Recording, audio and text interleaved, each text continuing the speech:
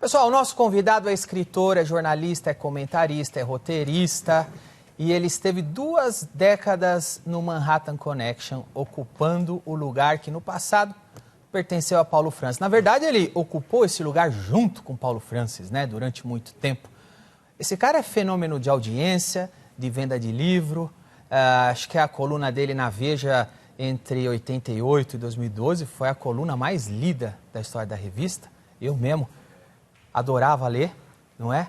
E para mim é um prazer recebê-lo aqui, eu gosto muito dele. Anuncia ele, Diguinho! Diogo Mainardi!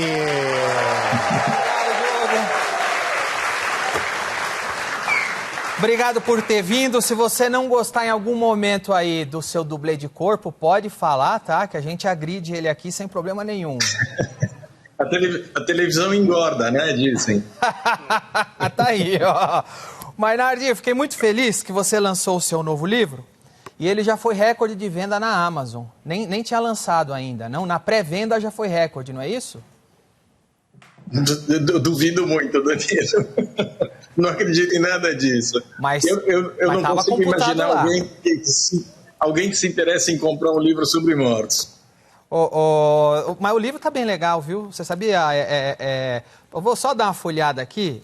Isso aqui é uma... Como que eu chamo esse seu mais recente trabalho, ô Diogo? É uma graphic novel? É uma fotonovela? Não, a editora tentou dar uma certa dignidade chamando de graphic novel. É uma fotonovela. Eu usei o meio narrativo mais primário da história, de todos os tempos. E é isso aí, é uma fotonovela. Olha aqui. Para mim, na minha cabeça, é um quebra-cabeça, na verdade, porque todas as figuras se encaixam umas nas outras, mas ela é lida como uma fotonovela. Eu já falei algumas vezes em público, eu sou fã do trabalho do Mainardi, já li Contra o Brasil, já li A Queda, né? Nós vamos falar dos seus outros trabalhos. Esse aqui eu vou começar a ler agora, mas eu já percebo que o carismático Palmiro está aqui, não é? Palmiro está em todos os lugares. Palmiro, tá seu aqui, cachorro. Está aí agora o Palmiro? Ele está sempre. Ele está sempre em algum lugar. Aí. Ele está sempre comigo. Mas sabe que a cabeça do Palmiro combina mais com o corpo do Klein do que a sua cabeça, viu? Mainardi, eu já li outros livros que você escreveu com letras. Esse aqui você escreveu com fotos. Sim. Como que foi o seu raciocínio de escritor para finalizar essa obra? Você pensou em imagens o tempo todo ou você tinha as imagens e as organizou de maneira narrativa? O que veio primeiro, as imagens ou a ideia? Não, as imagens condicionaram a ideia, na verdade. Eu tinha uma ideia de um livro bastante convencional, eu vendi para a editora, ganhei um adiantamento fabuloso, isso em 2013, e não escrevi, porque eu não gostava mais da ideia. Era só uma jogada, um malabarismo. Eu escrevia sobre dinheiro e usando os compradores, os grandes colecionistas do Tiziano, do pintor veneziano Tiziano. E desisti do livro, deixei engavetado lá tudo que eu tinha feito. Durante a Covid, morreu todo mundo da minha família. A minha família inteira foi exterminada. Pai, mãe, irmão, em 8 meses. E naquele momento as coisas começaram a se juntar, considerando que quando eu tinha feito a primeira versão do livro, eu falava de um indiano que havia comprado um quadro falso do Tiziano. Tantos anos depois, o cara foi o primeiro vendedor de vacinas para o Brasil, vacinas contra a Covid. O mesmo indiano, que já havia enriquecido ainda mais. A mulher dele tinha dado uma bela garibada, tinha se transformado, e as coisas se juntaram, todas as coisas se juntaram, e eu tive que digerir essa morte toda, essa mortandade toda, não só dos meus familiares.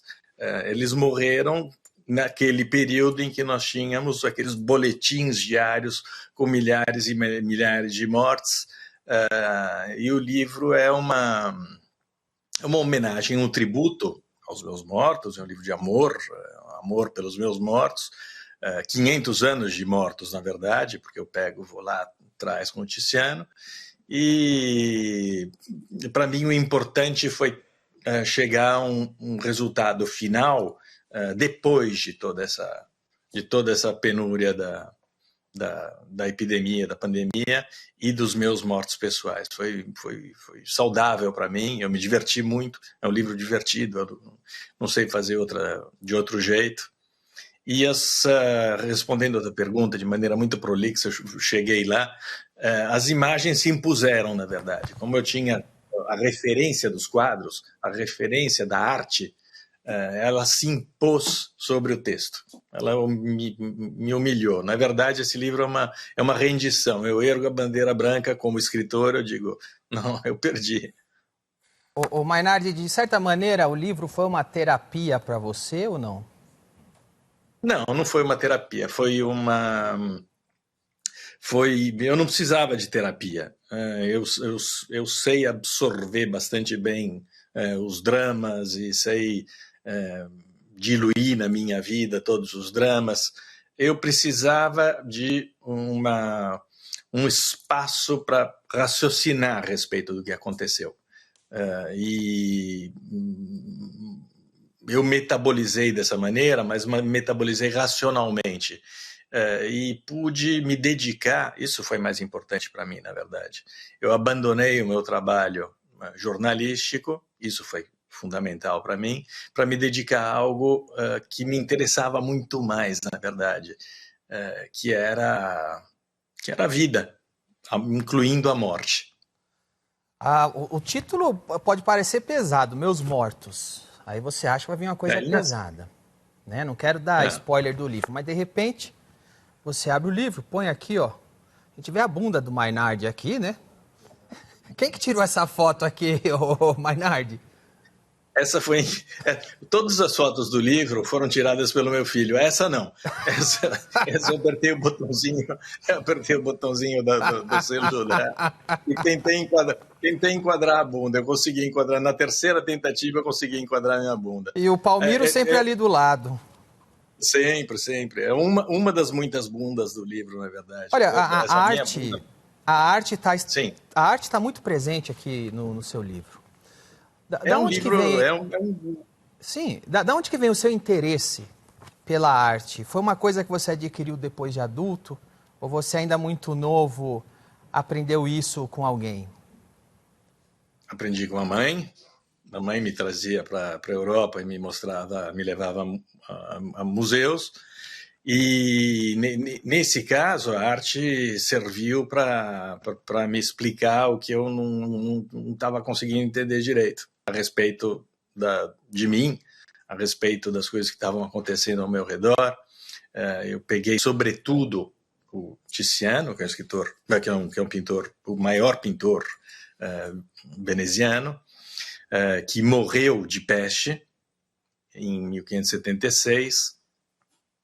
Estava cercado por Tiziano, porque qualquer pessoa que vem a Veneza está cercada por ele. Eu via da minha janela a igreja que foi erguida para comemorar o fim da peste de 1576, que foi aquela que matou o Tiziano. E a arte está presente porque é ela que fornece o prazer estético para investigar as questões que a gente não sabe responder. Foi fundamental para mim porque eu tracei essa longa história do Tiziano e de seus discípulos que viveram o fim de uma era. Eles viveram o fim de eras, diferentes eras. E você falou da minha bunda, eles pintaram, o Tiziano pintou bundas maravilhosas, carnosas, rosadas, lindíssimas. O Rubens, o principal discípulo dele, também. E eles faziam isso com uma espécie de resistência interior, porque era um período de censura, de pestilência, de guerra de religião, e essa era a resistência, o espaço de liberdade deles. E esse foi o único tema, na verdade, carreira jornalística e também literária. Quer dizer, Não só bundas ele pintava, né, Mainardi? Desculpa? Não só bundas ele pintava, outras coisas boas também aqui. Boas, esse daqui. Aqui a gente tem Você tá bem safadão, hein, cara? Tiziano, Rubens, tem de tudo. E Mulher Pelada não faltava, né? Mas elas são inseridas num contexto dentro do livro que exprimem esse desejo de liberdade. Tiziano viveu numa era absolutamente libertária, e foi assim que ele se transformou no pintor que se transformou no final, e depois viveu a Contra-Reforma, quer dizer, a censura total, a Inquisição, e a morte do mundo dele. E isso me interessava, esses últimos anos da vida do Tiziano, quando ele se deu conta que o mundo dele havia acabado. O meu mundo também, eu sou um morto-vivo, né? Eu sou um personagem mais ridículo que o Tiziano, eu me sinto como esses seriados de TV morrendo de zumbi, caminhando pela cidade, tentando morder os poucos vivos que restaram. A gente foi sócio, Danilo, você sabe que eu tentei te morder várias vezes, Não, tentar roubar a tua vitalidade. Nunca. Eu sou um morto-vivo, quer dizer, o meu mundo, o mundo que eu identificava, ao qual eu pertencia, acabou. Quer dizer, eu devo estar vendendo um monte de cópias aqui com a nossa conversa, porque eu falo em morte e em mundo que acabou e o velho morto-vivo, mas é isso aí. Essa é a história do livro, essa é a minha história. Antes da gente continuar... Essa última fase da minha vida. Não, eu duvido, mas antes de continuar, eu duvido também outra coisa, que o Mainardi faça algum gesto com a mão parecido com o que o Klein está fazendo. Você pode acalmar a mão, fica tranquilo, Klein, pode deixar a mão quietinha aí. O Mainardi está falando, o Klein está assim, ó. Parece que o Mainardi é aqueles de surdo e mudo, aquele tradutor de Libras. Mostra o dedo do meio, Klein. Ô Mainardi, antes de mais nada... é italiano, não é? Ele deve mexer bastante a mão. Ô Mainardi, quando você está falando que o seu mundo acabou, eu estou vendo que você está se identificando muito com o Tiziano. E hoje, você acha também que você falou tanto da arte, que ela está presente aí, como ela é importante para você digerir, assimilar, se identificar com muitas coisas. E às vezes eu vejo até que hoje em dia as pessoas fazem questão de estragar a arte. As pessoas entram no museu e jogam tinta na arte. As pessoas pegam um pedaço de tijolo, põem no museu e falam que aquilo é igual um quadro do Leonardo da Vinci, está tudo igual. As duas, um pedaço de tijolo e o Leonardo da Vinci é arte. Você acha que existe hoje em dia um esforço para a gente... Para a gente não, né? Que eu não, mas para quem está aí em posse dos holofotes, megafones, das vozes da sociedade, de extinguir a arte, extinguir o belo? Eu não sou um crítico de arte, em primeiro lugar. Não é o meu campo, não é a minha área. Eu trato do meu amor pela arte de uma maneira distante, não como um crítico de arte. Eu não pretendo fazer um apanhado desses 500 anos de arte. Eu me interessava por esses pintores especificamente e pelo que eles representaram para a minha história, obviamente para a história universal. Eu me refiro mais, quando eu digo fim do meu mundo, é o fim do meu mundo literário. A literatura, esse é um livro feito para analfabetos, né? É todo imagem. Sabe que a arte surgiu dessa maneira, né? Giotto pintava afrescos nas paredes das igrejas com a história do Novo Testamento, do Antigo Testamento, da história dos santos, porque para os fiéis analfabetos, que não podiam ler, sobretudo não podiam ler latim, e estava tudo ali, história em quadrinhos, na parede da Catedral de Assis. Demais. E o meu mundo literário desapareceu. Não que não exista mais literatura. A literatura virou ópera, virou um nicho, ela perdeu a centralidade. E é sobre isso que me interessava refletir nesse livro. Aquilo com o qual eu cresci, e que era a minha principal referência, livros, literatura, isso daí não é mais central na discussão estética, no debate de ideias. Desapareceu, é só um resquício. Ô Diogo, você disse que a sua mãe foi uma responsável pelo seu interesse por arte. E por você ser um escritor, sua mãe também teve influência? Mamãe, eu fiz tudo para provocar a admiração da minha mãe. Então, ela era a minha grande interlocutora, porque era uma pessoa muito cerebral. Eu tive em casa 2 exemplos muito diferentes. Meu pai muito instintivo, muito exuberante, muito carismático, uma pessoa que centralizava toda a atenção quando ele estava presente, todo mundo escutava meu pai, e minha mãe o contrário, toda cerebral e tentava racionalizar tudo e fracassava nisso, e ela me passou amor sim pelos livros, amor pela arte, pela viagem, né? E sobretudo essa tentativa quase de maníaco de tentar racionalizar as coisas. Aqui, aliás, sua mãe está no livro, né? Deixa eu mostrar aqui uma parte, ó. Ela é os meus 3 mortos familiares, pai, mãe e irmão. Só meu pai morreu de Covid, minha mãe morreu de ictus e meu irmão de tumor. Mas naquele período ali da Covid, os 3 em 8 meses, e os 3 aparecem nesse livro intercalados com sobretudo com a história do Tiziano e do Rubens, sobretudo o Rubens. O Rubens é o grande discípulo e muito do que sobreviveu do Tiziano sobreviveu em cópia feita pelo Rubens. Então e o Rubens tem uma história incrível. Ele abandonou tudo quando era velho, começou a se dedicar à mulher adolescente dele e a pintar a mulher adolescente dele pelada, se refugiou no ambiente familiar, esse é um dos temas do meu livro também, e reproduzindo o Tiziano, mas ele já era o maior pintor do mundo, Rubens, quando fez isso. Então, ele se despiu da grandeza, da pompa, da fama, de tudo mais que ele havia conquistado como pintor, e foi pintar outras coisas baseado no grande amor da vida dele, que era a pintura do Tiziano.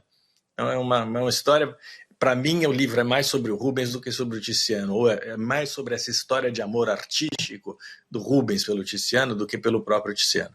Ô Mainardi, hoje o livro está sendo vendido online, a Amazon, toda a plataforma online. Tudo, tá em livraria. Livrarias também. Normal. E está sendo muito bem vendido. Se ainda existe livraria, no mundo e no Brasil, sobretudo, se ainda existe livraria, está na livraria. Agora, ô Mainardi, quando você fala de um pintor italiano de Veneza, quando você traz para o Brasil um tema como esse, de alguma maneira, você mora na Itália, de alguma maneira a Itália te reconhece por isso? Os meus livros foram publicados todos eles aqui. Esse livro em particular é muito complicado, porque é caro para imprimir, é caro para... Eu gastei muito dinheiro comprando direitos de muitas imagens, porque nem tudo foi fotografado pelo meu filho. Algumas imagens eu tive que... os direitos de algumas fotografias eu tive que comprar. Porque a gente vive num mundo curioso, que as maiores empresas do planeta, multitrilionárias, roubam todas as imagens, transformam todas as imagens, e eu, um desgraçado de um escritor brasileiro, tenho de pagar eu paguei mais de 3 mil euros para obter os direitos, o copyright de algumas fotos. Mas é isso aí. Então, esse livro vai ter uma vida mais curta. Não é importante para mim. Eu digo isso com muita tranquilidade. Em primeiro lugar, porque, como eu já disse, eu ganhei um adiantamento muito generoso. Eu jamais vou conseguir recuperar, por mais que eu venda, jamais vou conseguir recuperar. Em segundo lugar, porque eu aprendi uma coisa muito importante ao longo da minha carreira. Eu já vendi 3 mil cópias de livro e já vendi 150 mil cópias de livro, e eu sei que não tem a menor diferença. Vender 3 mil, vender 150 mil é a mesma coisa. Essa é a única lição, o único ensinamento que eu posso dar a um jovem escritor, que não vai acreditar em mim, mas é verdade. Vender 150 mil cópias não muda nada na tua vida. Então eu tenho muita... O livro termina quando chega na tua mão, Danilo. Agora terminou para mim. Eu vou ter que pensar em outras coisas. Já pensou em outras coisas? Ou ainda não? Vou pensar. Não, eu não consigo pensar. Quando eu estou em processo de publicação, eu não consigo pensar em nada. Eu sou limitado nesse ponto. E quando eu escrevo livros, eu não consigo trabalhar em jornalismo também. Então, eu tive que abandonar o jornalismo toda vez que eu fui escrever um livro. Agora eu nunca mais vou voltar para o jornalismo, então eu posso escrever livros.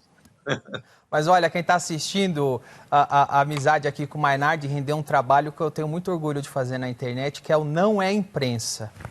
O Maynard é do site, criamos junto. Foi um trabalho para mim, foi fundamental, porque eu havia saído do meu site anterior, que era o Antagonista, e eu saí dando as minhas cotas societárias, porque eu precisava me livrar daquele trambolho, que eu não aguentava mais trabalhar naquilo, com uma gente que eu desprezava profundamente, não os meus colegas de trabalho, mas o tema do meu trabalho diário, que era política.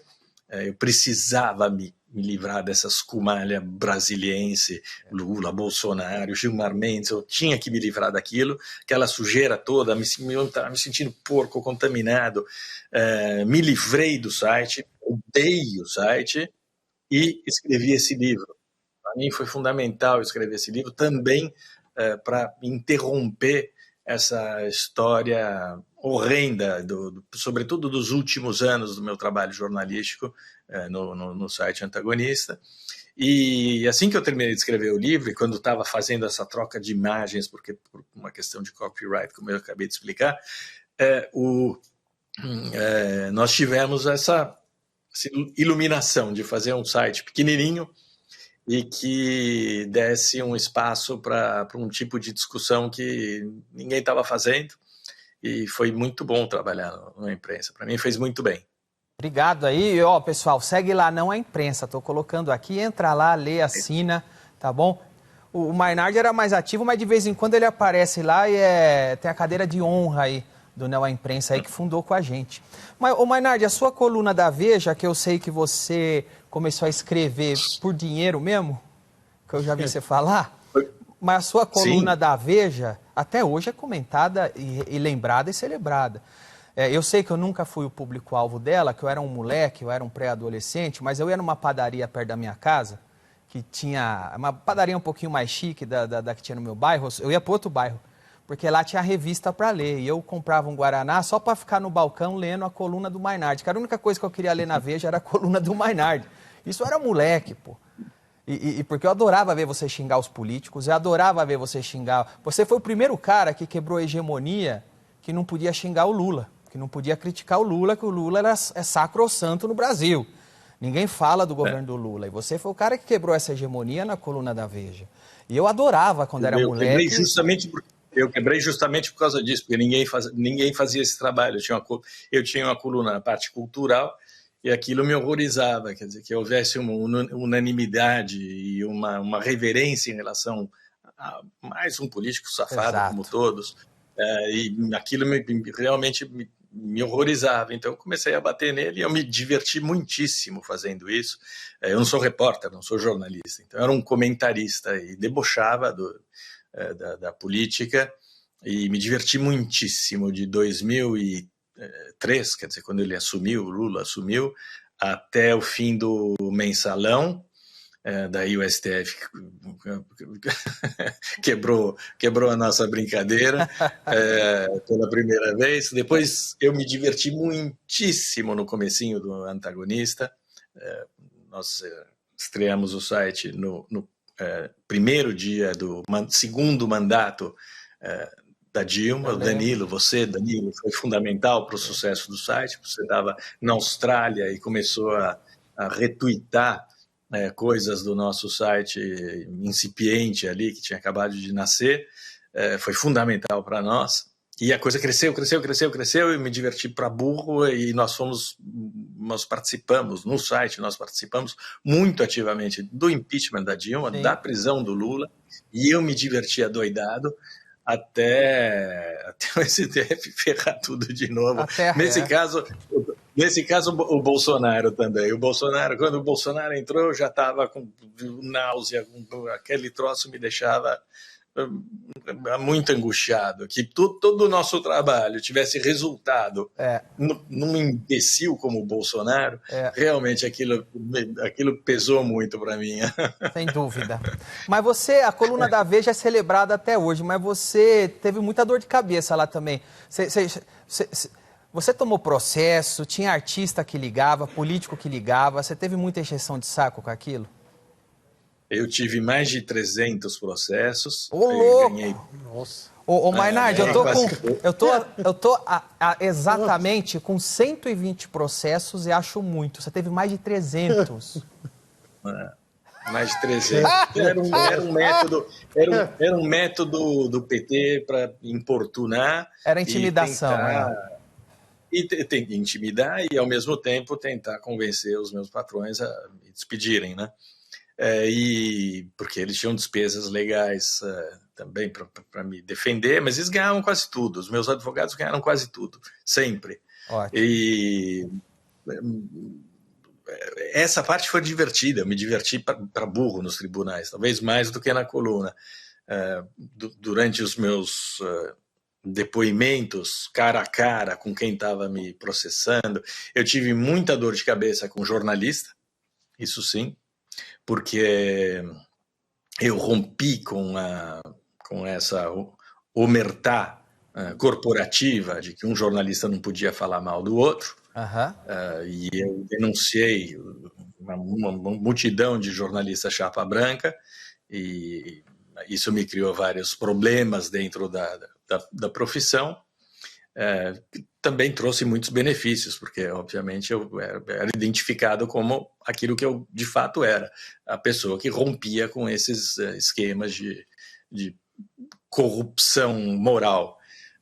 E foi, como eu disse, alguns anos muito divertidos e outros insuportáveis. Quando a coisa se repetia demais, e o Brasil é muito repetitivo, aí eu não aguentava mais. O Brasil é muito velho também, né?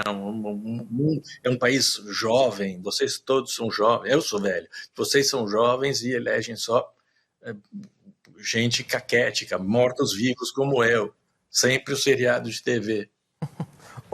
Mainardi, você sabe que eu não posso deixar de comentar, acho que eu gosto muito do seu livro Contra o Brasil, mas A Queda é um livro, eu acho que é o seu livro que eu mais gosto. Talvez seja um livro muito pessoal, mas que quando a coisa é muito pessoal, ela fica universal, né? Então, ela atinge as pessoas. E eu acho que A Queda, se você não conhece, você tem que ler esse livro. Conta a história do Tito, né? Do seu filho, do que aconteceu com ele aí na Itália. Mas uma das coisas que mais me enojaram ao longo da sua carreira foi ver petistas que hoje defendem qualquer piadinha ofende petista, essas pessoas usando a condição do seu filho para te atacar. Entre eles o Mino Carta, aquele outro Zé de Abreu lá, aquele xarope do Zé de Abreu também, ia para o Twitter xingar o teu filho, que tem uma condição que... Eu sempre, na verdade, sempre tirei de letra esses negócios, porque eu nunca fiz nada movido por interesse pessoal, era sempre profissional. Então, quando eu desligava o computador, aquele mundo ali ficava afastado de mim. Eu nunca tive problema em lidar com esse tipo de ataque. Era uma condição profissional, era um ônus da minha profissão. Eu considerava dessa maneira. E na verdade, isso demonstra como essa gente é vagabunda, não é? Como é micha. Na verdade, eles provavam o que eu estava dizendo. Exato. Com a atitude deles. Mais do que me ofender, eles me davam um brinde, um presente, que era a confirmação de tudo que eu havia dito a respeito deles. Sem dúvida. Olha, a conversa tá legal, mas eu tenho que fazer um intervalo. A gente volta já já, não sai daí.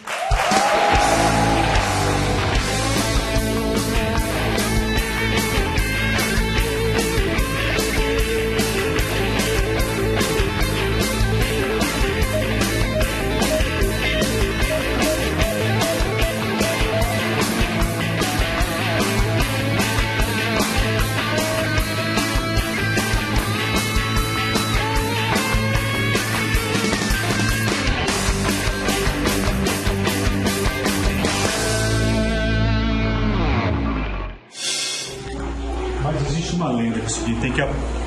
Barulho. Eu acho que existe a loira do banheiro. Tem que fazer assim, ó. A lenda diz, 1, 2, 3.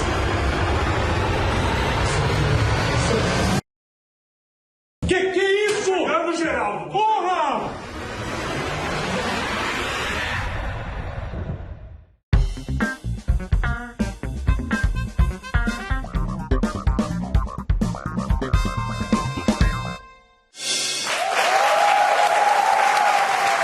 Estamos de volta com Diogo Mainardi, direto de Veneza.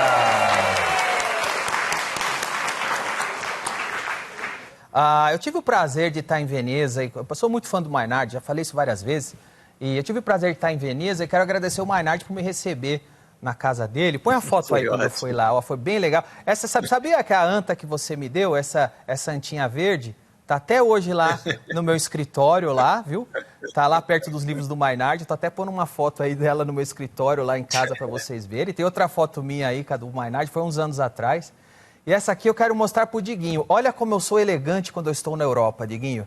Veja aqui, veja eu. O que você achou desse garanhão aí na Europa? É uma bicha europeia. Que bicha europeia? Você tá com inveja, pô. Mas aí eu em Veneza, quando eu fui visitar o Diogo, e quero te agradecer por você ter me recebido na sua casa, viu? Na minha ex-casa, eu vendi a casa. Ô, Diogo, sabe uma coisa que eu não sei se você sabe? Porque eu fui... E sabe por que eu vendi a casa? Eu vendi a casa para me livrar do jornalismo. Agora eu fiz o melhor negócio da minha vida, nunca mais vou ter que trabalhar em jornalismo. Que maravilha, eu espero chegar lá. Você sabe que eu estava na Itália um tempo atrás, mas não perto de você. Eu estava em Siracusa, que eu sempre quis conhecer o lugar onde o Arquimedes nasceu, sempre quis conhecer o sítio arqueológico de Siracusa, sempre quis conhecer a orelha de Dionísio. Você não me levou, irmão? Porque você não cabe no avião. E aí eu fiquei feliz de estar em Siracusa, mas a primeira vez que fui para a Itália, eu tive o prazer de conhecer o Diogo e ir para a casa dele. E eu vou te contar uma coisa que eu acho que você não sabe, Diogo. Eu acho que quando eu fui na sua casa te conhecer, pessoalmente, o Bolsonaro tinha acabado de ganhar a eleição, acho que foi 2018, provavelmente, alguma coisa assim. E quando eu voltei e os bolsonaristas viram eu na sua casa, eles começaram a criar uma teoria da conspiração que uma elite globalista juntou eu e você. Olha a loucura que começou a acontecer na internet. Começou a ver olha, a elite globalista fez o Danilo ir na casa do Diogo, porque eles estão conspirando contra o governo Bolsonaro. E ficou uns 3 meses de narrativa no Twitter de um monte de perfil fake falando isso. Eu não sei se chegou em você ou não. Mas é só absurdo. Bom, a elite globalista conseguiu prender o Bolsonaro, né? Ou vai prender o Bolsonaro. Tá aí até hoje. Olha só, eu quero falar para todo mundo, meus mortos, um autorretrato. Aliás, antes de eu fazer a última exposição e venda do livro aqui, eu nunca imaginei que eu ia ver o Diogo sendo chamado... Porque o Diogo Mainardi já foi chamado de bolsonarista, de conservador, de tudo. de reacionário, de taxista, trapezista. Mas eu nunca imaginei ver o Diogo Mainardi um dia sendo chamado de petista. E você, hoje em dia, é chamado de petista também. Então, olha onde chegamos, né? Eu sou chamado de petista, eu sou chamado de esquerdista, o Diogo Mainardi é chamado de petista. É o cara que quebrou a hegemonia do silêncio, que com o PT não se brinca, com o PT não se critica, e você é chamado de petista hoje, né? Naquela época, Mainardi, naquela época a gente tem foto do Bolsonaro votando junto com o Lula contra o Plano Real. Naquela época que você zoava o PT, você tem foto do Bolsonaro votando junto com o Lula no Plano Real. E hoje te chamam de petista. O que você acha de ser chamado de petista? Exatamente o que eu achava quando me chamavam de fascista ou de taxista, trapezista, bolsonarista, ou qualquer coisa. Eu não sou nada disso, então eu sei o que eu sou. E não sou nada disso. Então eu sou um espírito livre. Eu sou uma pessoa livre que cultiva a própria liberdade, que não se associa. Essa é a melhor venda que eu posso fazer do meu livro, um manifesto sobre a liberdade artística, sobre a liberdade intelectual. É isso que importa para mim, é isso que importa para quem faz o que eu faço. E eu não dou a menor pelota para isso, Danilo. Eu não sou afetado por absolutamente... Eu tenho poucas qualidades. Essa qualidade eu tenho. Eu não dou a menor pelota para isso. Eu não tenho vaidade pessoal também, então ser atacado, vender mais, vender menos, não tenho isso. Não faz parte de mim. Então podem chamar do que quiser. Agora nem me chamam mais. Tô velho, tô fora do mercado, não tô mais na imprensa. Dane-se. Mas é engraçado, Mainardi. Diogo morreu. Eu acho que a coisa mais admirável, eu estou falando como fã, acho que a coisa mais admirável em você é isso, que eu era um moleque, um pré-adolescente, eu li a sua coluna na Veja. Você começou a escrever em 88, eu tinha 8 anos de idade, foi até 2012. Então eu era um moleque de 12 anos, 10 anos, 13 anos, 15 anos, pré-adolescente, eu adorava ler sua coluna na Veja, porque eu identificava ali um espírito livre. Eu falava, porra, esse cara fala o que quer, esse cara está dando a opinião dele, esse cara não está compactuando com o que ele não quer. E eu acho que essa é a coisa mais admirável em você e no seu trabalho. Eu quero dizer o seguinte, Diogo, uma vez eu fui no convidado, você me convidou para o Manhattan Connection, bem numa época que... Porque você lembra quando o governo do PT me condenou à prisão e depois quando o governo do Bolsonaro tentou fazer a mesma coisa. E você falou uma coisa para mim que eu guardo com muito carinho até hoje, que eu vou pôr aqui, ó.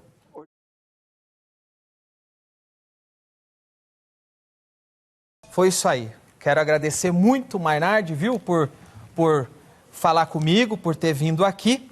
E lembrar, Meus Mortos, Diogo Mainardi, você pode adquirir o livro em livrarias, você adquirir o livro online, tá bom? E eu quero agradecer muito, Diogo, por você ter topado conversar com a gente, mesmo à distância aí. Muito obrigado, tá bom? Danilo, você...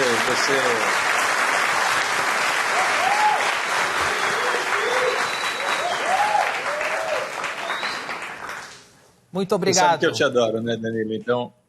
Imagina, muito obrigado, eu sou muito seu fã, Mainardi. Muito bom. Diga lá. Acho que com essa entrevista eu já li A Queda também, já comentei o livro com você, já estou suficientemente íntimo do Mainardi para quando eu ir à Itália tomar um bom vinho na casa dele. Não, mas Mainardi, você não pode ir para Veneza, a Veneza está afundando, você for lá, termina de afundar. Mas quem sabe um dia. Muito obrigado pela conversa, Diogo Mainardi. Vocês, muito obrigado pela excelente, gigantesca audiência que vocês dão para a gente aqui na televisão e também na internet. Vocês fazem o De Noite sempre ficar em primeiro lugar, seu programa mais assistido do Brasil na internet, o talk show mais assistido do mundo. Devemos isso a vocês. Muito obrigado, tá bom? Continuem com a programação do SBT. Um abraço.